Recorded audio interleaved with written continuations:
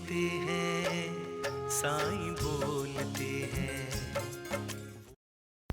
माझ्या प्रिय मुलांनो, प्रत्येक यशस्वी व्यक्तींच्या मागे त्यांच्या वेदना आणि संघर्षाची कहाणी असते.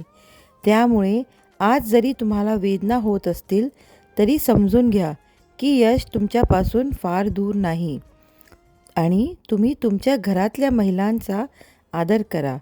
त्या खूप शक्तिशाली आहे. म्हणूनच मी तुमच्या आयुष्यात त्यांना पाठवलं आहे. ती तुमची काळजी खूप चांगल्यापणाने घेत आहे. कधीही स्वतःला कमी मापू नका आणि समजूही नका. तुम्ही माझे मुलं आहात, म्हणूनच तुम्ही खूप शक्तिशाली आहे.